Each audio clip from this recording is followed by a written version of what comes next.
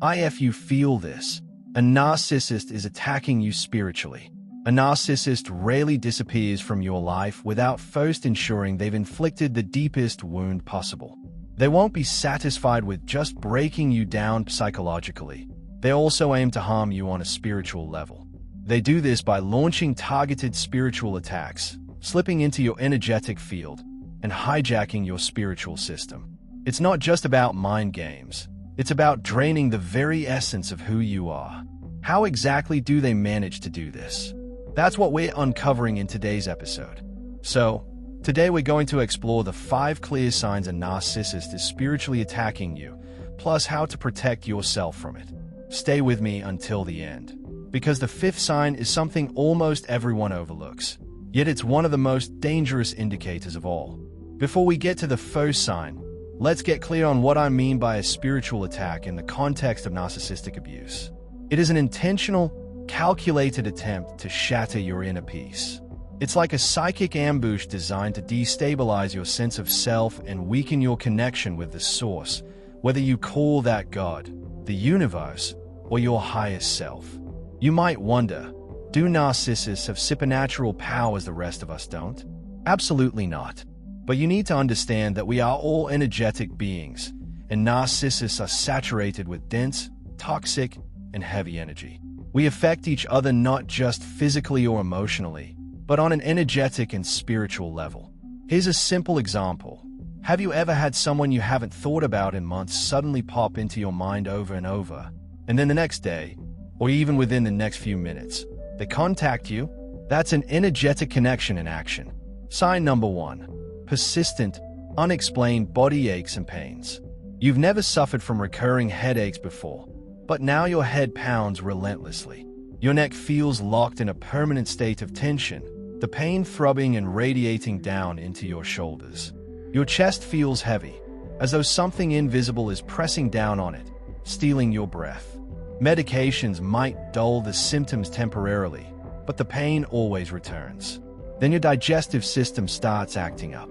There's a strange, centralized pain in your stomach that sometimes stays mild but can flare up into something sharper. It might radiate to different parts of your body, yet it never fully disappears. Your mind becomes foggy, concentration slips through your fingers, and it's hard to focus on even simple tasks. Now, yes, you could argue that these are also symptoms of complex post-traumatic stress disorder, CPTSD, and you'd be right. But here's the difference. When your symptoms are purely trauma-related, self-regulation techniques and healing practices eventually bring relief. With a narcissist spiritual attack, no matter what you do, medication, therapy, meditation, the pain doesn't truly leave. The headache doesn't lift. The tension doesn't dissolve. The energy remains, because it isn't just physical or emotional, it's spiritual. You begin noticing thoughts entering your mind that feel foreign, ideas and images you never used to think about.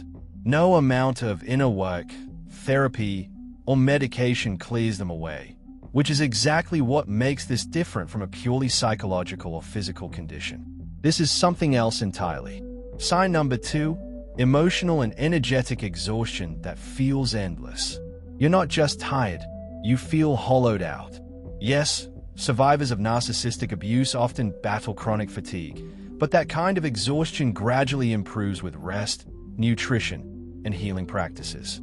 Spiritual fatigue is a different beast.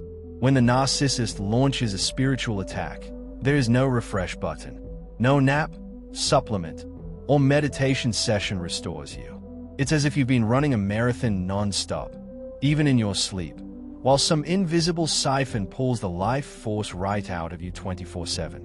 This is why the tame energy vampire fits them so perfectly. Just one brief interaction, even a single conversation, can drain you so completely that it takes weeks to recover, if you recover at all. Sign number 3. Sudden, irrational panic, anxiety, and fear. You are doing well, moving forward in your healing, until one encounter with a narcissist flipped a switch inside you.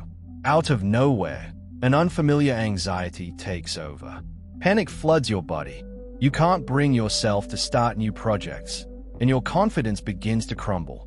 Doubts creep in, not just about your choices, but about your very intentions.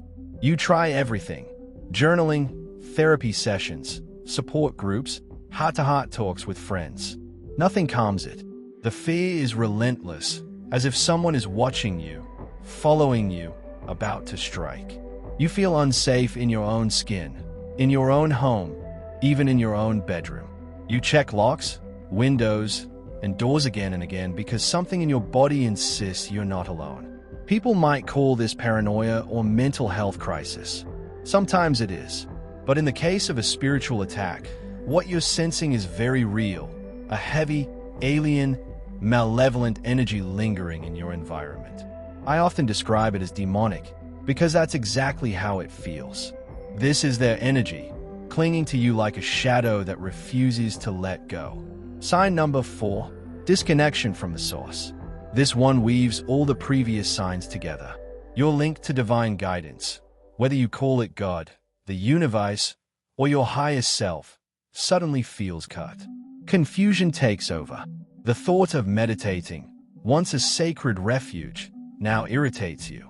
Where you could once sit for hours in stillness, you can't stand being alone with yourself for even a few minutes. Your emotions feel muted, your intuition fogged. Every spiritual practice that once grounded you now feels distant, unreachable. And that's no accident. The Narcissist spiritual attack is designed to sever your connection with Source because they know that if you could truly tap back into that power, you would rise beyond their reach. When a narcissist realizes that your connection to the Source is your greatest shield, they will do everything possible to pull you away from it.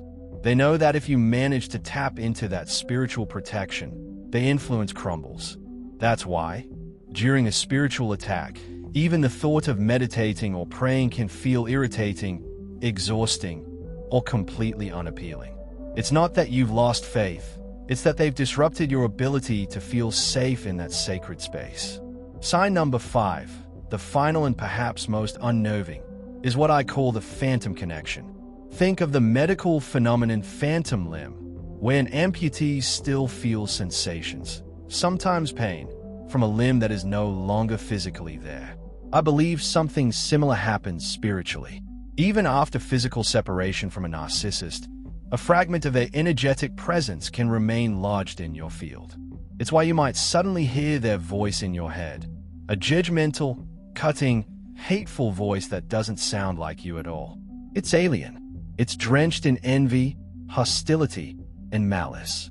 And worst of all, it feels intrusive, as if it has been forced into your inner space without your consent. This voice can become so loud and oppressive that you feel like running away from your own mind.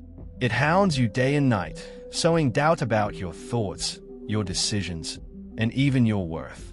To outsiders, therapists, friends, or family, it may sound like you're describing hallucinations or paranoia. Some may dismiss it as psychosis or a purely mental health issue. And while in some cases that can be true, in the context of a spiritual attack, it's not.